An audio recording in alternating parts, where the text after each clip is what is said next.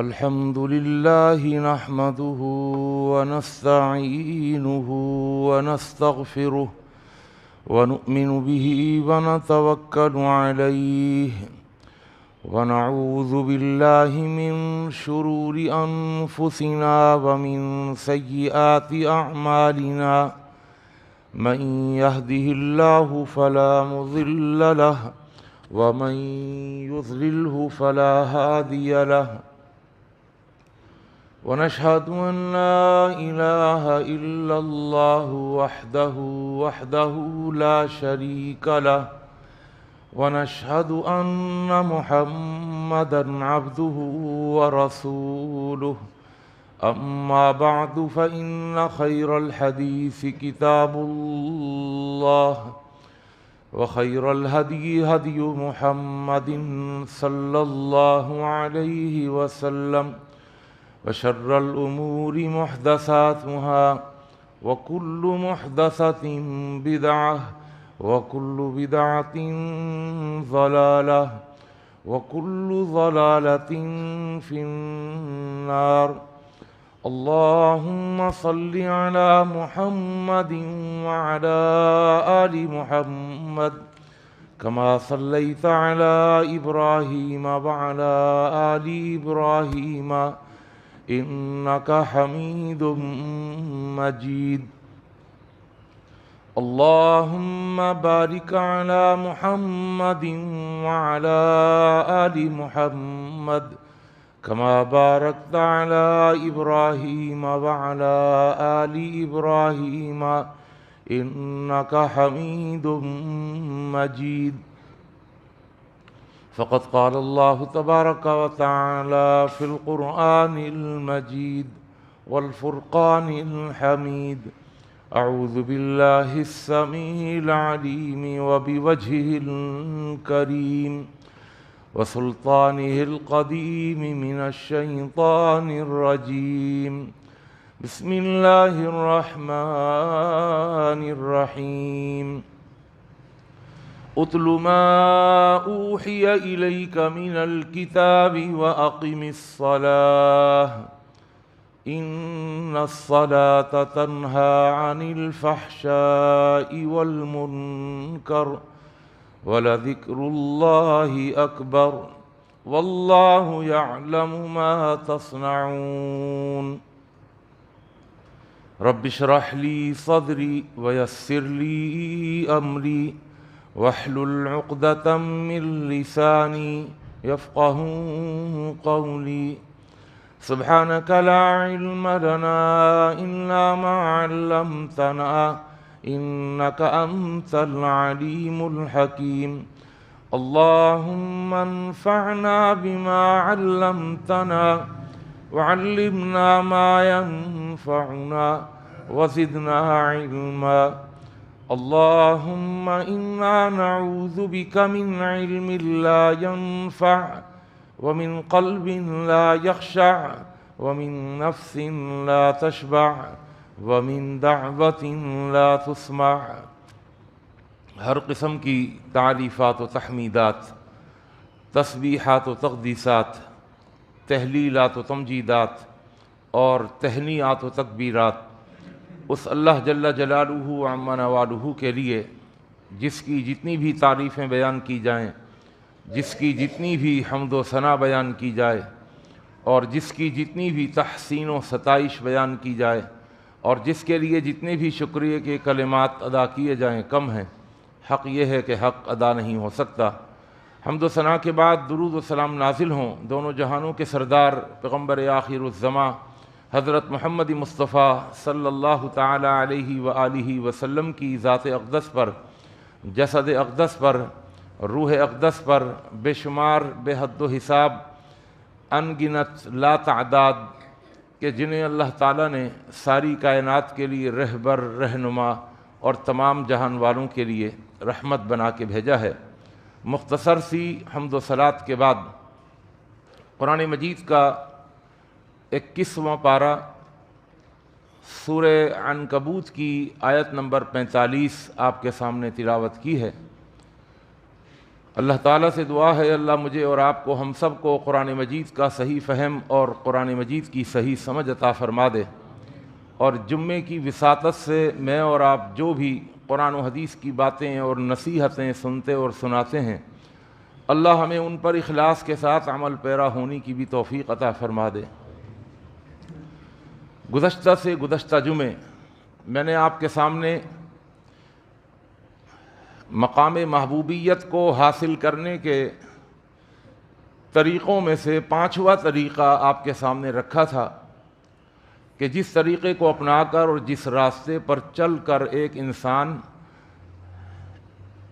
مقام محبوبیت کی منزل کو حاصل کر سکتا ہے، اور وہ 5واں طریقہ اور راستہ وہ میں نے بتایا تھا کہ واللہ یحب المحسنین، ان اللہ یحب المحسنین۔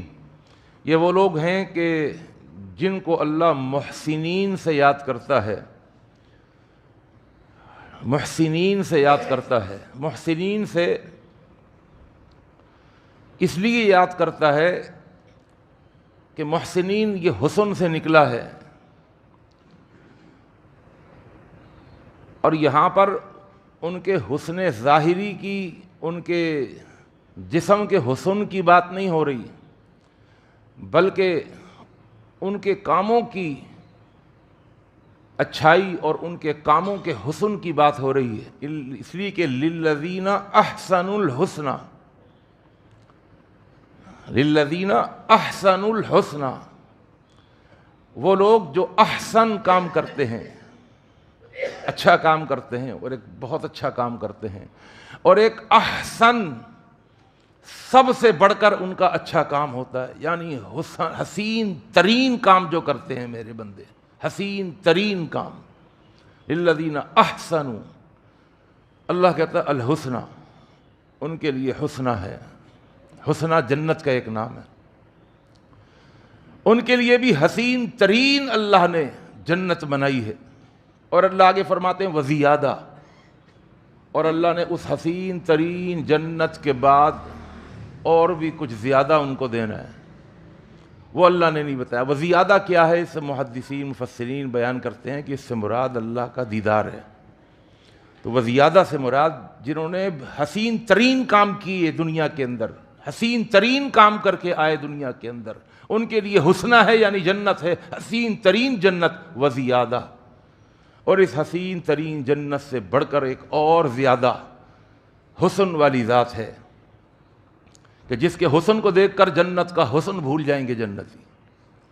اللہ ہم سب کو حسنہ بھی عطا فرمائے اور زیادہ بھی عطا فرمائے، لیکن یہ کب ہوگا؟ کہ جب ہم حسین ترین کام کرنے والے بن جائیں گے۔ میں نے محسنین کے اس موضوع کو بیان کرتے ہوئے اور اس 5ویں راستے کو بیان کرتے ہوئے آپ سے ایک بات ذکر کی تھی کہ میں اس موضوع کے ذیل کے اندر، مقام محسنین کے ذیل کے اندر میں کچھ سمجھانا چاہتا ہوں جو اسی عنوان سے متعلق ہے۔ وہ ہے، میں نے آپ کو بتایا تھا اگر یاد ہو، کہ عمل کے 2 درجے ہوتے ہیں، ایک عمل کا ادنا درجہ ہوتا ہے، ایک عمل کا اعلیٰ درجہ ہوتا ہے۔ 2 اینٹیں رکھ دیں واش روم بنانے کے لیے، 2 اینٹیں رکھ دیں کہ ایک اینٹ پر ایک پاؤں، دوسری اینٹ پر، دوسرے بلاک پر دوسرا پاؤں، نیچے آپ کوئی کھڈا مار دیں، نیچے کوئی آپ WC پرانی سی ٹوٹی ہوئی لگا دیں، بن گیا واش روم۔ پردہ لگا دیں، ٹاٹ کھڑے کر دیں، یہ بھی واش روم ہے۔ یہ ادنا عمل ہے، اور اعلیٰ کیا ہے؟ سبحان اللہ، مجھے کبھی کبھی جانے کا اتفاق ہوتا ہے بہت زیادہ مالدار لوگوں کے گھرانے میں، کبھی ان کے واش روم جانے کا اتفاق ہوا تو آدمی حیران ہو جاتا ہے، اللہ اکبر، یہ واش روم ہے یا کمرہ ہے، یہ ڈرائنگ روم ہے، یہ کیا ہے؟ یہ اتنے حسین ترین واش روم پورے کمرے کے برابر، ایک طرف ایک پوائنٹ بنا ہوا ہے نہانے کا، اس کا ایک الگ دروازہ سلائڈنگ والا، وہ ادھر باتھ ٹب رکھا ہوا ہے، وہ ادھر یہ چیز، اور ادھر وہ، اللہ اکبر، جیسے ادھر الماری پوری کبڈ بنی ہوئی ہے خوبصورت، ادھر اتنا بڑا مرر لگا ہوا ہے، بھائی یہ آدمی چکرا جاتا ہے، یہ کیا ہے؟ یہ واش روم ہے۔ یہ عمل کا اعلیٰ درجہ ہے، چونکہ یہ میں مثال اس لیے دیتا ہوں کہ آپ کی تھوڑی توجہ مجھے حاصل ہو جائے. میں آج اپنے موضوع کو شروع جو کر رہا ہوں اسی بنیادی بات سے کہ عمل کا ایک ادنا درجہ ہوتا ہے، ایک اعلیٰ درجہ ہوتا ہے. نماز کے حوالے سے گفتگو کرنی تھی کہ ہم نماز پڑھتے ہیں اور پڑھتے پڑھتے کسی کو 10 سال، کسی کو 20 سال، کسی کو 40 سال، کسی کو 60 سال ہو گئے نماز پڑھتے ہوئے. نماز نہیں چھوڑی الحمدللہ. اللہ ہمیں نمازی بنا کے رکھے. لیکن آج میں نماز کے اندر ہی ایک اور آپ کو چیز بتانا چاہتا ہوں. اگر وہ چیز کسی نے سمجھ لی اور اس نے کوشش کی کہ وہ چیز ہماری نماز کے اندر آ جائے تو اللہ کی قسم نماز کے اندر ایک بہت زبردست کام ہو جائے گا، بہت حسین ترین کام ہو جائے گا ہماری نماز کے اندر. یاد رکھیے کہ پورے قرآن مجید میں ہمیں کہیں بھی نماز پڑھنے کا حکم نہیں دیا گیا. یہ نہیں کہا کہ نماز پڑھو، کہیں نہیں کہا گیا. بلکہ اگر آپ الف لام میم سے لے کر سورۃ الناس تک پڑھیں گے تو آپ حیران رہ جائیں گے کہ نماز کو صرف نماز کے لفظ سے اللہ نے ذکر نہیں کیا.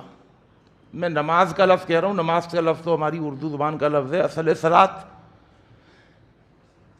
یعنی صرف لفظ صلاۃ کو اللہ نے ذکر نہیں کیا کہ بالکل لفظ صلاۃ کو اللہ ذکر کرے، بلکہ اگر کہیں پر آپ کو محض لفظ صلاۃ ملے گا، محض لفظ صلاۃ ایک لفظ ملے گا، اگر آپ غور کریں گے تو اس کے آگے یا اس کے پیچھے اس کے سیاق و سباق کے اندر آپ کو ایسی چیز ملے گی کہ جس کی وجہ سے پتہ چلے گا کہ یہاں پر اکیلا لفظ صلاۃ نہیں ہے. میں اور آسان لفظوں میں سمجھا دوں، نماز پڑھنا اور ہے، نماز کو قائم کرنا اور ہے. نماز کو پڑھنا یہ ادنا درجہ ہے اور نماز کو قائم کرنا یہ اعلیٰ درجہ ہے. آپ جہاں پڑھیں گے نا قرآن کو آپ کو نماز کا ذکر ملے گا تو فوراً یقیمون الصلاۃ.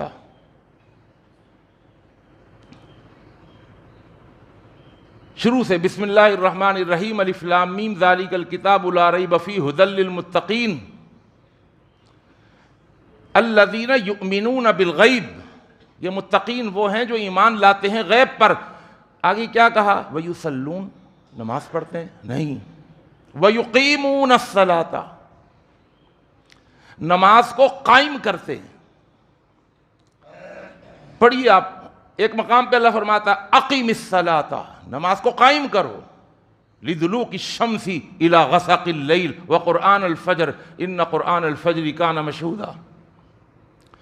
ابراہیم علیہ السلام نے خانہ کعبہ بنایا، بیت اللہ بنایا اور ایک دعا اللہ سے مانگی، ربی جعلنی مقیم الصلاۃ. اللہ مجھے نماز کو قائم کرنے والا بنا دے. بڑی جامع دعا ہے یہ، ضرور مانگا کریں اللہ سے. ربی جعلنی مقیم الصلاۃ ومن ذریتی، اپنی نسلوں کے لیے بھی دعا کی ابراہیم نے. اللہ میری اولاد، میری اولادوں کی اولاد، میری ذریت، میری نسل کے لیے بھی یہ دعا ہے کہ میری اولاد کو، میری ذریت کو، میری نسل کو نماز کا قائم کرنے والا بنا دے.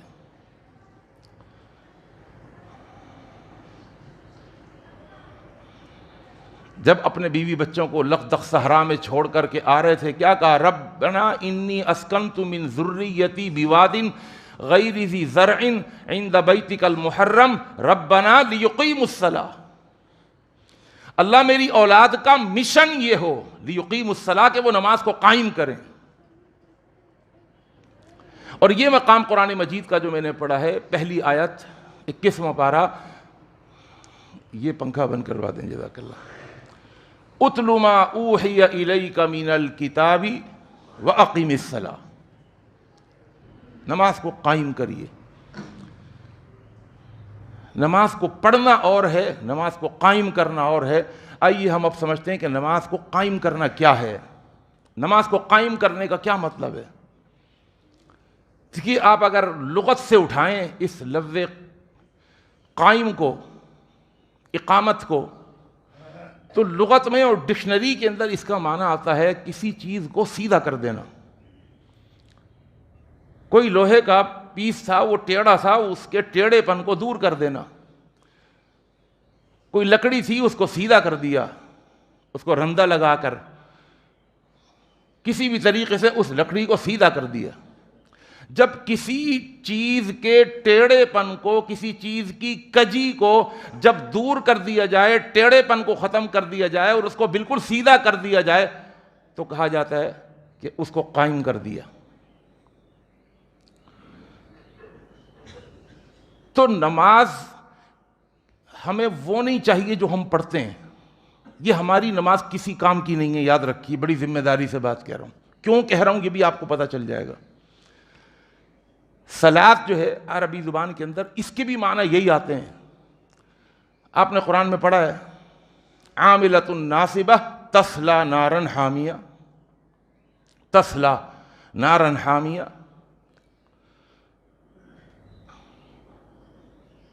لا یصلاھا، آ گیا لفظ صلاۃ، لا یصلاھا الا الاشقی۔ تسلیہ کسے کہتے ہیں، صلاۃ کسے کہتے ہیں؟ صلاۃ بھی کہتے ہیں کہ بھٹی کے اندر کسی ٹیڑھی چیز کو رکھ کر گرم کرنا اور اس کو تپش دینا اور اس کو حرارت دینا، اور تپش دینے کے بعد، حرارت دینے کے بعد جب وہ اس قابل ہو جائے کہ اب وہ سیدھی ہو سکتی ہو تو پھر اس کے اوپر چوٹ مار کے اس کو بالکل سیدھا کر دینا۔ آپ نے دیکھا ہوگا لوگ لکڑی کو بھی گرم کر کے، جو بانس ہوتے ہیں ان کو بھی گرم کر کے ان کے ٹیڑھے پن کو سیدھا کرتے ہیں، یا جہاں بینڈ دینا ہوتا ہے اس کو گرم کرتے ہیں، ہیٹ دیتے ہیں۔ لوہار بھی لوہے کو ہیٹ دے کر، تپش دے کر پھر اس لوہے کو بالکل سیدھا کر دیتا ہے، اس کے ٹیڑھ پن کو، اس کی کجی کو دور کر دیتا ہے۔ اللہ فرماتا ہے نماز کو قائم کرو۔ نماز کی بھی کوالٹی کیا ہے؟ نماز کی بھی کوالٹی یہ ہے کہ مصلی کہتے ہیں نماز پڑھنے والا، نماز کیا کرتی ہے؟ صلاۃ مصلی کی ذات کے ٹیڑھے پن کو سیدھا کر دیتی ہے۔ نماز کیا کرتی ہے؟ نمازی کے اندر جو ٹیڑھ پن ہوتا ہے، جو کجی ہوتی ہے، اس کو سیدھا کر دیتی ہے۔ کیا سیدھا؟ کون سیدھا کرتی ہے؟ نماز۔ اور کون سی نماز؟ وہ نماز جس کو وہ قائم کرتا ہے۔ یہاں تک اگر آپ بات سمجھ گئے ہوں تو میں قرآن مجید کا ایک دعویٰ جو میں نے اپنے خطبے کے اندر آپ کے سامنے رکھا تھا، وہ ایسا دعویٰ ہے کہ اس دعوے کو اگر کوئی سمجھ لے گا تو واقعتاً وہ آج سے اپنی نماز کو پڑھنا چھوڑ دے گا اور نماز کو قائم کرنا شروع کر دے گا۔ کیا ہے اللہ کا دعویٰ؟ فرمایا اتل ما اوحی الیک من الکتاب۔ یہ جو کتاب ہے نا، اس کی ایک تو تلاوت کرو، اس سے اپنا تعلق نہیں چھوڑنا۔ وَأَقِمِ الصَّلَاةَ، اور نماز کو قائم کرنا۔ یہ کام اگر تم نے اپنی زندگی میں کر لیے، نمبر ایک، کتاب سے تعلق مضبوط رکھا۔ اور یاد رکھیے، جو لوگ اللہ کی کتاب سے اپنے تعلق کو مضبوط کر لیتے ہیں، جو لوگ، وہ سمجھ لیں آدھا کام اپنے حصے کا کر چکے ہیں جو کرنا چاہیے تھا۔ ایک کام، اور دوسرا کام فرمایا وَأَقِمِ الصَّلَاةَ، نماز کو قائم کر لیجئے۔ اب اللہ کا دعویٰ سنیے، وہ نماز جو قائم کر لی جائے، وہ نماز جو قائم کر لی جائے، ان الصلاۃ تنہا عن الفحشاء والمنکر۔ الصلاۃ پر جو الف لام ہے نا، وہ الف لام بتا رہا ہے کہ یہاں پر مراد کون سی نماز ہے؟ وہی جس کا ابھی ذکر ہوا ہے، وَأَقِمِ الصَّلَاةَ۔ یہ نماز کو قائم کرنا، یہ ایک ایسی چیز ہے کہ تنہا عن الفحشاء والمنکر۔ جو بھی نماز کا قائم کرنے والا ہوگا، اس کی نماز اس کے ٹیڑھے پن کو ختم کر دے گی۔ میں ابھی بتا چکا ہوں کہ صلاۃ کا معنی آتا ہے ہیٹ لگا کر، گرم کر کے، حرارت دے کر اور اس ٹیڑھ پن کو سیدھا کر لینا، اس کو کہتے ہیں صلاۃ۔ رب کہتا ہے جو نماز کو قائم کرنے والا بن جاتا ہے نا، جس کی نماز قائم ہو جاتی ہے، تنہا عن الفحشاء والمنکر، تو نماز روک دیتی ہے اس کو فحاشی والے سارے کاموں سے، والمنکر، اور ہر برے کام سے اس کی نماز اس کو روک دیتی ہے۔ کتنا بڑا دعویٰ ہے اللہ کا۔ اور آج ہم اگر دیکھیں اپنی ذات کے اندر اگر ہم جھانکیں تو ہم کہیں گے یا تو ہم غلط ہیں یا اللہ کا قرآن غلط ہے۔ اللہ کا قرآن کہتا ہے جو نماز قائم کرتا ہے، نماز کے قائم کرنے والے کی پہچان یہ ہے کہ اس نے اپنی نماز کو قائم کر دیا۔ اللہ پہچان کیا ہے؟ فحش اور فحاشی اور بے حیائی اور بغیرتی کے کاموں سے وہ رک جاتا ہے، وہ نہیں رکتا، اس کی نماز اس کو روک دیتی ہے۔ والمنکر، اور ہر برے کام سے اس کی نماز اس کو روک دیتی ہے۔ آج اگر ہم اپنی ذات کے اندر غور کریں، اپنے معاشرے میں غور کریں، اپنے گھرانے میں غور کریں، اپنے ملنے جلنے والے اور اپنے ماحول کے اندر اگر ہم غور کریں، اللہ کی قسم ایسے پکے نمازی ملیں گے کہ ایک عرصے سے پکے نمازی ہیں اور پکے چور بھی ہیں، پکے نمازی ہیں اور پکے سود خور بھی ہیں، پکے نمازی ہیں اور پکے لوگوں کے حقوق غصب کر کے بیٹھے ہوئے ہیں، پکے نمازی ہیں اور چوریاں کر رہے ہیں، خیانتیں کر رہے ہیں، پکے نمازی ہیں اور پکے جھوٹے ہیں۔ بہت سارے پکے گناہ کر رہے ہیں، مسلسل نمازیں بھی پڑھ رہے ہیں اور مسلسل گناہ بھی کر رہے ہیں۔ اس کا مطلب یہ ہوا کہ اللہ کا قرآن غلط ہے، یا تو کہ جو نماز قائم کرے گا اس کی نماز کا قائم کرنا اس کو برے کاموں سے روک دیتا ہے، یا پھر ہم یہ کہیں گے کہ ہم نماز قائم نہیں کر رہے، ہم نماز پڑھ رہے ہیں اور ہمیں 10 سال 20 سال 40 سال نماز پڑھتے ہوئے ہو گئے، نماز قائم کرتے ہوئے نہیں ہوئے۔ دونوں میں سے ایک بات ہو سکتی ہے نا۔ یہ تو ہماری رسمی نمازیں ہیں۔ اب اقامت صلاۃ، نماز کو قائم کرنا کیا ہے؟ یاد رکھیے، نماز کو قائم کرنے کا معنی یہ ہے، میں اب اس کو کھول رہا ہوں اللہ کی توفیق سے، نماز کو قائم کرنے کا معنی یہ ہے کہ نماز کو اس کے سارے حقوق دے دیے جائیں۔ نماز میں کوئی فالٹ ہے، کوئی حق ہے جو نماز کا ہم نماز کو نہیں دے رہے۔ آپ کے پاس بہت اعلیٰ قسم کی کوئی مشینری ہے، جس مشینری کا کام یہ ہے کہ وہ یہ فائدے دے گی اور ان نقصانات سے بچائے گی، وہ مشین ہے بالکل بہترین مشینری ہے، آپ نے خریدی ہے، بہت قیمتی، بہت مہنگی، آپ نے اس کو حاصل کر لیا، اپنی فیکٹری میں لے آئے، لیکن وہ کام نہیں کر رہی، وہ جب بھی مال تیار کرتی ہے ڈیفیکٹڈ۔ تو آپ کیا کہیں گے؟ یار اس میں کوئی فالٹ ہے، اس میں کوئی ٹیڑھا پن آ گیا، اس میں کوئی کجی آ گئی، اس میں کوئی ایرر آ گیا۔ ہوتا نہیں ہوتا؟ ہماری گاڑیوں کی مثال لے لیں، آج کل تو گاڑیاں جو ہے نا کارڈ لگا ہوا ہوتا ہے، گاڑی نے جہاں کوئی مسئلہ کرنا شروع کیا، ہم سیدھا جاتے ہیں کمپیوٹر والے کے پاس، بھائی ذرا سا اس کے کارڈ کو چیک کرنا، وہ کارڈ لگا کر اس کے ساتھ بولتا ہے بھائی اس کا یہ خراب ہے، وہ خراب ہے، یہ خراب ہے، وہ خراب ہے، اور ہر چیز بتا دیتا ہے کہ اس میں یہ فالٹ ہے، یہ فالٹ صحیح کر لیں، آپ کی گاڑی سیدھی ہو گئی۔ تو پتہ یہ چلا کہ ہماری نماز میں کوئی فالٹ ہے۔ ہم نماز پڑھ رہے ہیں لیکن نماز کو قائم نہیں کر رہے۔ نماز کو قائم کرنے کا مطلب یہ ہے کہ نماز کی جو ریکوائرمنٹ ہے، نماز کے جو آداب ہیں، نماز کے جو پروٹوکول ہیں، نماز کے جو شرائط ہیں، ہم ان شرائط کو پورا نہیں کر رہے۔ مشین بہت اعلیٰ قسم کی رکھی ہوئی ہے لیکن اس کو اتنے وولٹ چاہیے، یہ کم وولٹیج پر ہم اس کو چلا رہے ہیں، وہ کام صحیح نہیں کر رہی۔ ہمیں وہ وولٹ دینے پڑیں گے، اس کی ریکوائرمنٹ کو پورا کرنے پڑے گا، ہمیں اسٹیپلائزر لگانا ہوگا، ہمیں کسی بھی طریقے سے اس کے سارے تقاضے پورے کرنے ہوں گے، اسے کھڑا کرنا ہوگا۔ اگر مشین ایک دفعہ کھڑی ہو گئی، مشین اگر ایک دفعہ درست ہو گئی تو سارے کام درست، اور اگر مشین خراب رہی تو سارے کام خراب۔ میں اللہ کی توفیق سے اگر یہاں تک بات کو سمجھا چکا ہوں تو میں آگے لے کر چل رہا ہوں آپ کو۔ نماز کا قرآن میں جب آپ ذکر کریں، جب ذکر آپ کے سامنے آئے گا تو ایک مقام پر اللہ فرماتا ہے فَوَيْلٌ لِّلْمُصَلِّينَ، نماز پڑھنے والوں کے لیے ویل ہے، نماز پڑھنے والوں کے لیے ویل ہے. بھائی بڑی معذرت کے ساتھ آپ کو تنگ کر رہا ہوں، پھر کھول دیں پنکھا جی، اللہ جزائے خیر دے. فویل للمصلین، نماز پڑھنے والوں کے لیے ویل ہے. ویل کیا ہے؟ ویل کا ایک معنی عربی میں آتا ہے ہلاکت. ویل کا ایک معنی، یہ قرآن ہے، یہ بھائی میں اپنی طرف سے نہیں کہہ رہا.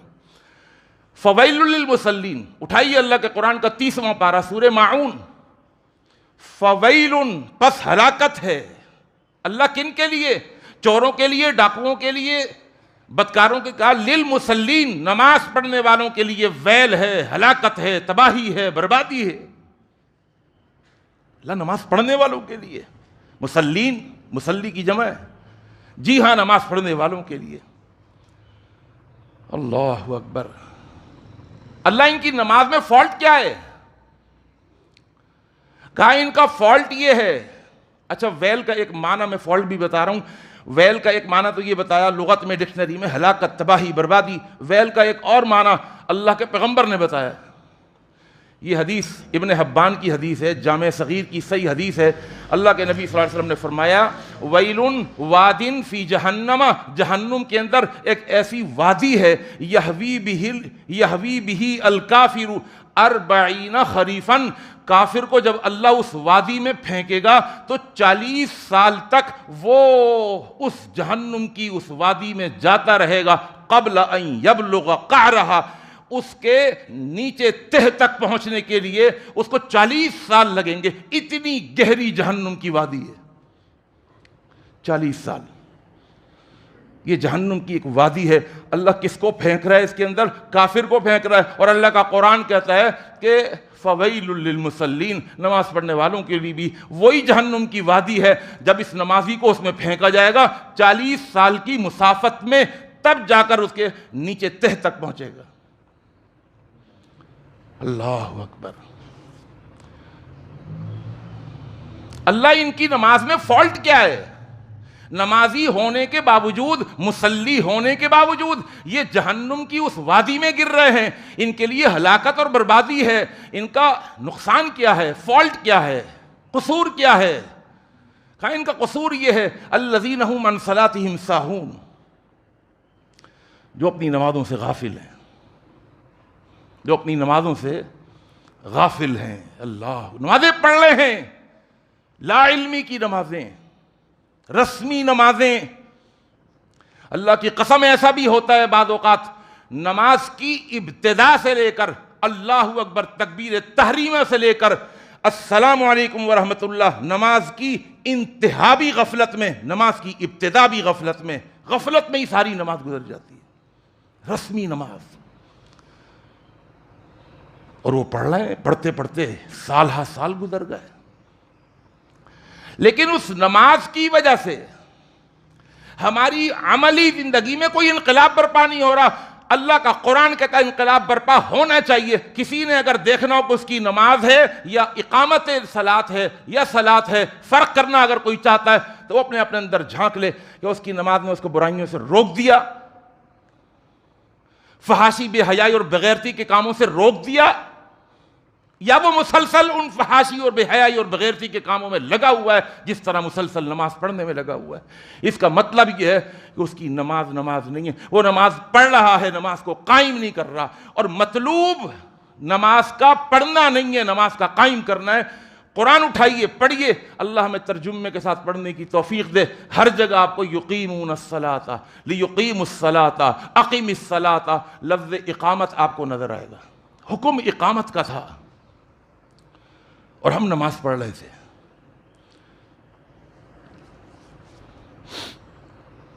الذین هم عن صلاتهم ساہون، جو اپنی نمازوں سے غافل ہیں. غافل ہونے کا ایک معنی تو یہ بھی مفسرین کرتے ہیں کہ نماز پڑھتے ہی نہیں، پڑھنی چاہیے تھی پڑھتے ہی نہیں. یہ غفلت تو ان کو کفر تک پہنچا دیتی ہے. یہ تو کوئی زیر بحث بات نہیں ہے آج کے جمعے میں. جو پڑھتے ہی نہیں، یہ بھی ایک غفلت ہے نا. ہیں مسلمان لیکن پڑھتے ہی نہیں نماز. وہ تو اس عمل نے کہ ایسی غفلت کہ جس غفلت کی وجہ سے وہ مومن ہی نہیں رہے. میں بڑی ذمہ داری سے بات کہہ رہا ہوں. ان کا ایمان کفر سے بدل گیا. بین العبد و بین الکفر ترک الصلاۃ. بندے اور کفر کے درمیان اگر کوئی چیز فصل کرنے والی ہے، بندے کے پاس کفر کو آنے سے روکنے والی اگر کوئی چیز ہے جو بندے کو کافر بننے نہیں دیتی، فرمایا وہ اس کی نماز ہے. نماز چھوڑ دی تو بندے اور کفر کے درمیان کوئی فرق باقی نہیں. بندہ بے شک اسلامی گھرانے میں پیدا ہوا ہو، اسلامی نام رکھا ہوا ہو، اس کی مسلمانی ہوئی ہوئی ہو، اور اس کے ابا جی بہت بڑے علامت الدہر کیوں نہ ہو، اگر وہ بیٹا نماز نہیں پڑھتا تو یاد رکھیے گا کہ وہ مسلمان نہیں ہے، وہ کافر ہے. تو ایک تو غفلت یہ ہے کہ نماز پڑھے ہی نہیں بندہ. اللہ اکبر. اللہ نے ذکر کیا ہے ایسے لوگوں کا بھی. جب جنتی جنت میں چلے جائیں گے اور وہاں پر بیٹھے ہوئے خوب اللہ کی نعمتوں سے لطف اندوز ہو رہے ہوں گے، تو اچانک ان کے درمیان ایک بحث چھڑ جائے گی، یار وہ ہمارا دوست کہاں ہے، یار وہ ہمارا بھائی کہاں ہے، ارے ایک ہماری بہن بھی تو ہوتی تھی دنیا کے اندر، یار وہ ہمارا رشتہ دار کہاں ہے جو وہاں رہتا تھا، ارے وہ تو جنت میں نظر ہی نہیں آ رہا. وہ کہیں گے چلو پتہ کریں اس دوست کا. اللہ سے پوچھیں گے اللہ وہ ہمارا دوست، اس کے بارے میں ہم چاہتے ہیں. یہاں تو ہزاروں لاکھوں کروڑوں لوگ جنت میں، کہاں ہوگا، کہاں مرتبہ ہوگا، کہاں اپنی حوروں کے ساتھ ہوگا، کہاں باغات میں ہوگا. اللہ مجھ سے ملنا چاہتے ہیں. اللہ فرمائے گا وہ جنت میں نہیں ہے. اللہ کہاں ہے؟ کہا وہ تو جہنم کے اندر ہے. یہ جنتی کہیں گے اللہ ہم ملاقات کرنا چاہتے ہیں، دیکھنا چاہتے ہیں، ہم بات تو کرنا چاہتے ہیں، ایک دفعہ دل چاہتا ہے دیکھیں تو صحیح ان کو.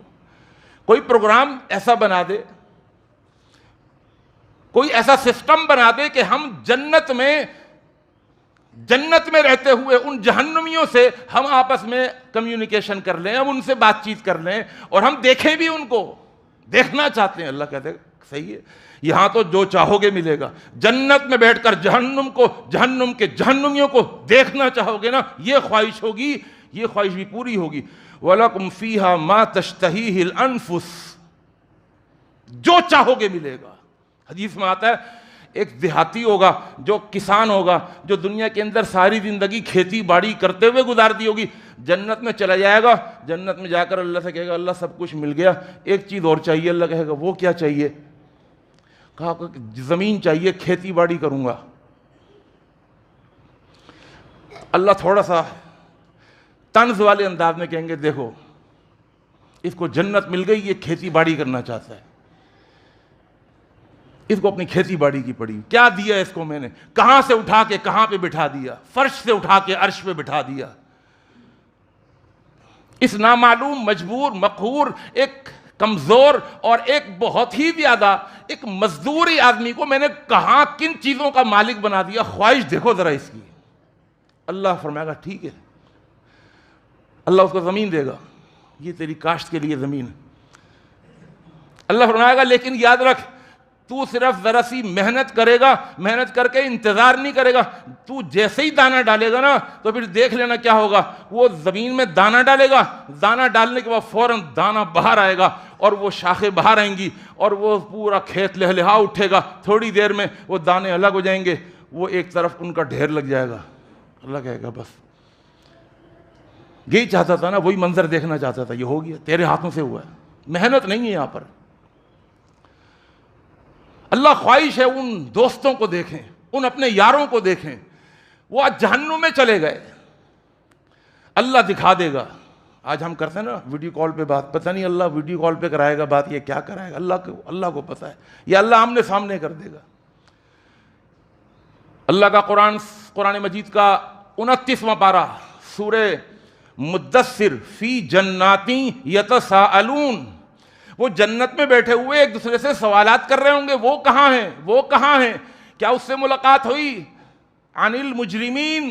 اور ان کے یہ سوالات جو ہو رہے ہوں گے، اللہ کہتا ہے یہ مجرموں کے بارے میں ہو رہے ہوں گے. ان کو پتہ نہیں یہ مجرم ہے. اللہ آمنے سامنے کر دے گا ان کو، مجرموں کو.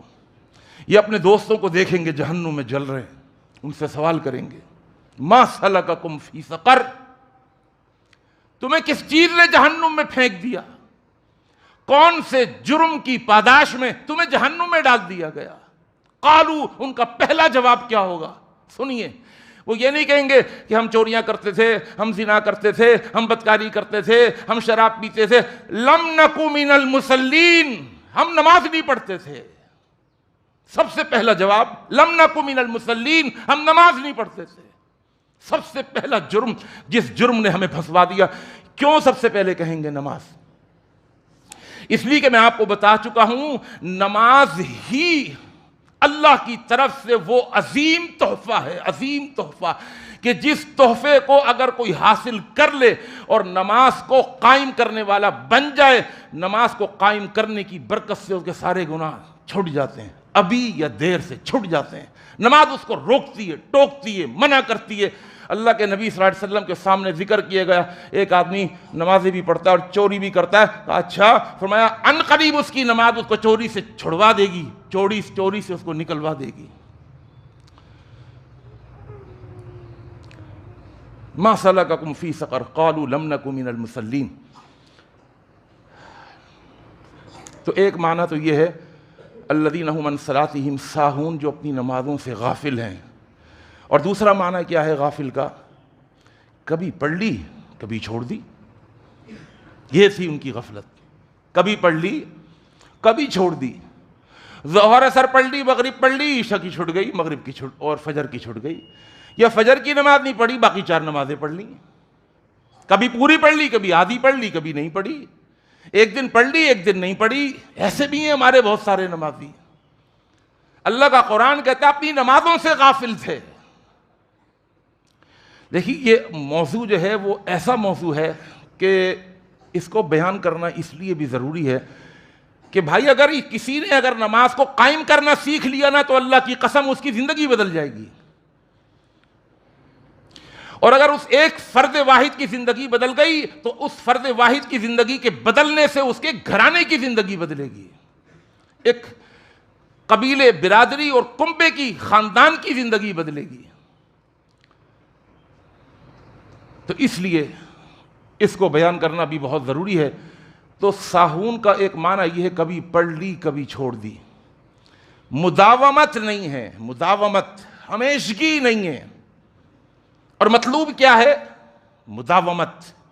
میں نے عرض کیا تھا کہیں اگر قرآن میں صرف صلاۃ کا لفظ ملے گا نا تو آپ آگے پیچھے دیکھیے گا کوئی لفظ ایسا ملے گا جو اس کی صلاۃ کو اقامت صلاۃ بنا دے گا. توجہ بھائی، قرآن مجید کا 29واں پارہ سورہ معارج فرمایا الا المصلین الذین هم علی صلاتهم دائمون. کون ہے نماز کو قائم کرنے والے؟ الذین هم علی صلاتهم دائمون. وہ دائمی نماز پڑھتے ہیں، وہ ہمیشہ نماز پڑھتے ہیں، وہ مسلسل نماز پڑھتے ہیں. یہ نہیں کہ کبھی پڑھی کبھی چھوڑ دی. 8 کی کھاٹ کی 360 کی. 8 کی کا مطلب جمعے کی پڑھ لی. کھاٹ کی کوئی جنازہ آیا، کوئی کھاٹ میں چارپائی میں کوئی مردہ رکھا ہوا ہے، میت رکھی ہوئی ہے، پڑھ لی. 360 کی عید کی بقرعید کی کہا نہیں. دائمون الذین هم علی صلاتهم دائمون. اللہ ہمیں مداومت کرنے والا بھی بنا دے. اور ساہون کا ایک اور معنی بھی ہے، جو اپنی نمازوں سے غافل ہیں، غفلت کا ایک اور معنی بھی ہے. اللہ اکبر. وہ کیا معنی ہے؟ کہ ان الصلاۃ کانت علی المؤمنین کتابا موقوتا. میرے آگے وہ حدیثیں کھلی ہوئی ہیں کہ جن کو بیان کیے بغیر میں رہ نہیں سکتا. اس کی تشریح اور اس کی تفصیل انشاءاللہ آگے آپ کے سامنے اگلے جمعے بیان کروں گا. اللہ سے دعا ہے جو کچھ سنا اور سنایا ہے اللہ عمل کی توفیق عطا فرمائے. میں نے آپ کو بتایا تھا، پچھلی باتیں ضرور ذہن میں رکھیے گا. صلاۃ کا معنی، اقامت کا معنی. ہم کہتے ہیں نا اس نے اپنی فیکٹری کو جو بالکل ڈوب رہی تھی، بیٹھ رہی تھی، لیٹ گئی تھی، کام نہیں کر رہی تھی، اس نے آ کر جو ینگ بلڈ آیا اس نے آ کر، اس کے بیٹے نے آ کر، اس کے پوتے نے آ کر، فلانے مینیجر نے آ کر اس ڈوبتی ہوئی، بیٹھتی ہوئی، لیٹتی ہوئی فیکٹری کو پھر کھڑا کر دیا. کھڑا کرنے کا مطلب سمجھ، اس کے ٹیڑھ پن کو، اس کی کجی کو، اس کے فالٹ کو، اس کے اندر جو کوتاہیاں ہو رہی تھیں ان کو، جو کرپشن ہو رہی تھی اس کو، سب کو ختم کیا اور پھر اس کو دوبارہ کھڑا کر دیا. اللہ ہمیں اپنی نمازوں سے آگے بڑھ کر نمازوں کو قائم کرنے والا بنا دے. اور بھائی قائم کرنے والے تب بنیں گے جب سنیں گے کہ نماز قائم کیسے ہوتی ہے، نماز کو پھر کھڑا کرنے کا طریقہ کیا ہے. نماز کو کھڑا کرنے کا طریقہ کیا ہے، ان طریقوں کو اگر آپ ان طریقوں پر چلیں گے تو انشاءاللہ آپ کھڑی ہو جائے گی، قائم ہو جائے گی، اور جو مطلوب ہے اللہ کو وہ نماز آپ پڑھیں گے، اور جب آپ وہ نماز پڑھیں گے تو اس کے فوائد، اس کے ثمرات آپ کے سامنے ظاہر ہونا شروع ہو جائیں گے۔ اللہ مجھے اور آپ کو، ہم سب کو عمل کی توفیق عطا فرمائے۔ اقول قولی ھذا استغفر اللہ لی ولکم اجمعین۔ الحمد للہ نحمده ونستعینه ونستغفره ونؤمن به ونتوکل علیہ ونعوذ باللہ من شرور انفسنا ومن سیئات اعمالنا من يهده الله فلا مضل له ومن يضلل فلا هادي له ونشهد ان لا اله الا الله وحده لا شريك له ونشهد ان محمدا عبده ورسوله۔ آج کی جمعے کی اس نشست کا ایک سوال ہے کہ بہت سارے نمازی، جمعے کے نمازی جب آتے ہیں تو خطبہ ہو رہا ہوتا ہے یا اذان ہو رہی ہوتی ہے، تو انہیں کیا کرنا چاہیے؟ آیا وہ اذان سنیں گے، پہلے اذان کا جواب دیں گے، یا آ کر 2 رکعتیں پڑھیں گے، یا آ کے بیٹھ جائیں گے خطبہ سنیں گے؟ تو اس کا جواب سمجھ لیجئے، اگر آپ مسجد میں آئے اور امام اور خطیب ممبر پر ابھی نہیں ہیں، چاہے جمعے کا دن ہے چاہے جمعے کے علاوہ کا دن ہے، مسجد کا پروٹوکول یہ ہے، فرمایا مسجد میں آؤ تو بیٹھنے سے پہلے 2 رکعتیں پڑھ لو، الا یہ کہ عصر کے بعد آپ آئیں تو عصر کے بعد نفل نماز نہیں پڑھی جاتی، آپ نہیں پڑھیں گے۔ تو مسجد کا پروٹوکول یہ ہے کہ جب بھی آپ مسجد میں آئیں تو بیٹھنے سے پہلے 2 رکعتیں پڑھیں۔ اب سوال تو یہ نہیں ہے، سوال تو یہ ہے کہ جمعے کے دن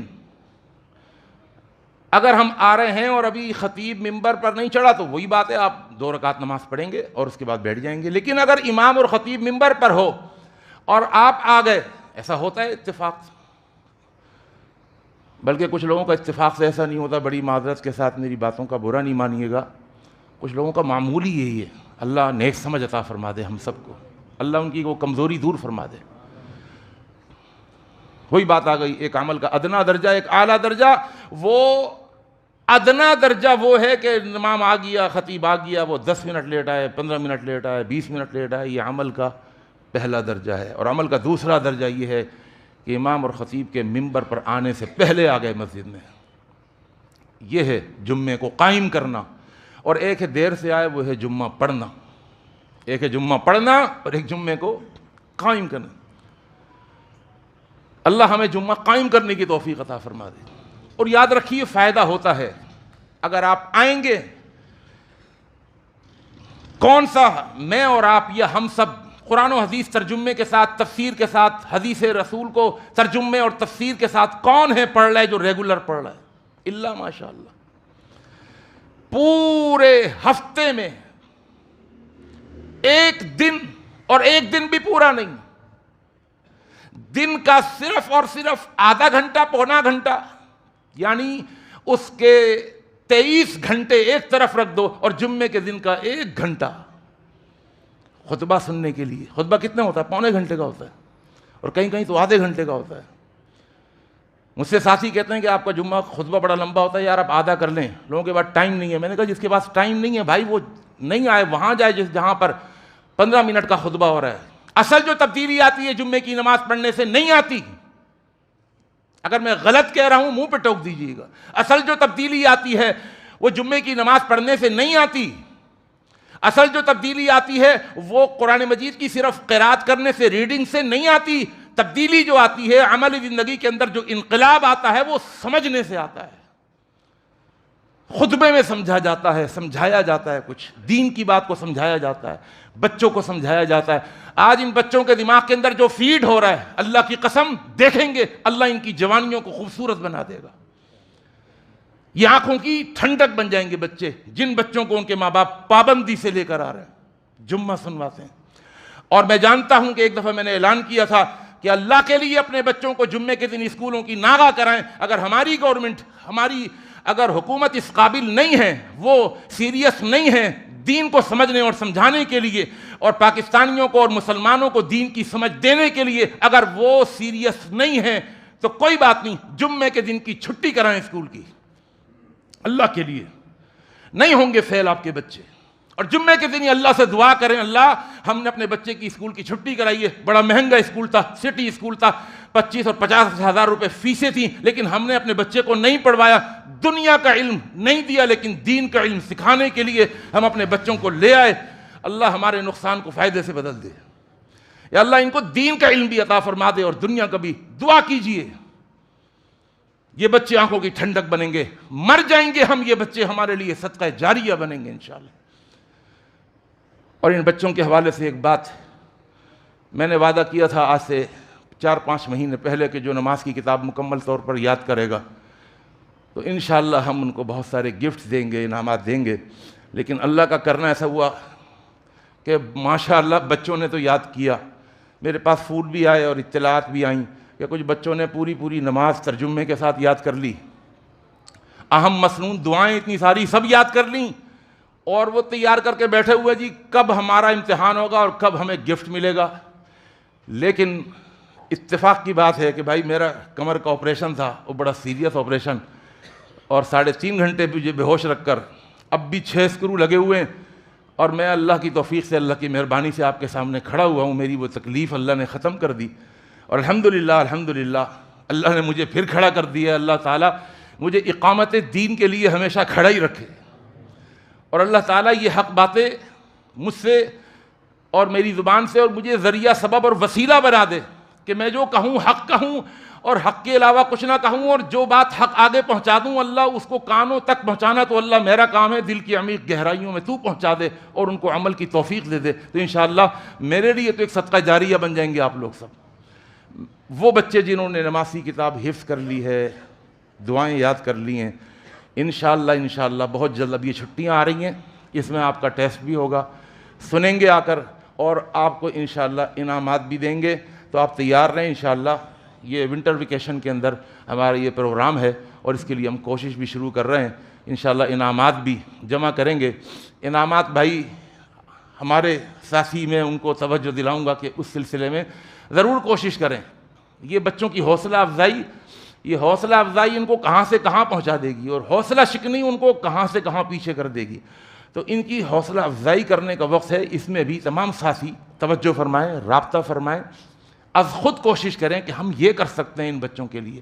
یہ بچے جو آج تیار ہو رہے ہیں دین کو سیکھنے کے لیے، ان کے اندر ایک رغبت پیدا ہو رہی ہے، یہ کل کو ہم سب کے لیے صدقہ جاریہ بنیں گے انشاءاللہ تعالی۔ تو اس کے لیے بھی انشاءاللہ امید ہے انشاءاللہ کہ ہم ابھی دسمبر کی، آج 1 دسمبر ہے، دسمبر کی چھٹیوں کے اندر انشاءاللہ اس سلسلے میں ضرور ان کا ایک حفلہ کریں گے، ایک پروگرام کریں گے۔ اللہ تعالی ہمیں کامیابی سے ہمکنار فرما دے۔ بات چل رہی تھی شاید کہ وہ جمعے کے دوران اگر کوئی آ گیا اور اذان ہو رہی ہے یا نماز ہو رہی، اذان ہو رہی ہے یا خطبہ ہو رہا ہے، تو سمجھ لیں اچھے طریقے سے اللہ کے رسول صلی اللہ علیہ وسلم کا حکم یہ ہے کہ جب تم جمعہ پڑھنے کے لیے آؤ اور دیکھو کہ خطبہ ہو رہا ہے تو فرمایا کیا کرو؟ فرمایا صلی رکعتین خفیفتین قصیرتین، 2 رکعتیں پڑھ لو ہلکی۔ ہلکی کا مطلب سمجھتے ہیں نا؟ یہ نہیں کہ آپ قیام میں بڑے خشوع خضوع سے آپ نے لمبی سورت شروع، ہلکی 2 رکعتیں پڑھیں، ہلکی۔ رکوع میں جائیں سبحان ربی العظیم 3 دفعہ کہہ کے کھڑے ہو جائیں، اس لیے کہ اللہ کے رسول کہہ رہے ہیں خطبہ اہم ہے، اس وقت تمہاری نماز اہم نہیں ہے، لیکن نماز اتنی بھی اہم نہیں ہے کہ اس کو ہم سرے سے اس کو ہٹائی دیں۔ کہا نہیں، نہ مسجد کا پروٹوکول بھی ضروری ہے، آپ مسجد میں آئیں 2 رکعتیں پڑھیں لیکن ہلکی پڑھیں، اس لیے کہ خطبہ ایک اہم چیز ہے۔ ایسا نہ ہو کہ آپ مرغی کے چکر میں بکرے سے رہ جائیں، ہے نا؟ تو اس لیے آپ کو چاہیے جلدی سے نماز پڑھیں، جلدی سے ہلکی 2 رکعتیں پڑھیں۔ جب خطبے کا حکم یہ ہے تو اذان کا بھی حکم یہ ہے۔ میں کچھ لوگوں کو دیکھتا ہوں کہ اذان ہو رہی ہے اور وہ کھڑے ہوئے ہیں اذان کا جواب دے رہے ہیں۔ نہیں بھائی، آپ آئیں اپنی 2 رکعتیں مکمل کریں، تاکہ آپ، اذان ہو رہی ہو بے شک، آپ آئیں اپنی 2 رکعتیں مکمل کریں اور خطبہ شروع سے سنیں۔ اللہ مجھے اور آپ کو، ہم سب کو عمل کی توفیق عطا فرمائے۔ اللہم انصر من نصر دین محمد صلی اللہ علیہ وسلم وجعلنا منہم، واخذل من خذل دین محمد صلی اللہ علیہ وسلم ولا تجعلنا منہم۔ عباد اللہ رحمکم اللہ، ان اللہ یأمر بالعدل والاحسان وایتاء ذی القربى وینہی عن الفحشاء والمنکر والبغی یعظکم لعلکم تذکرون۔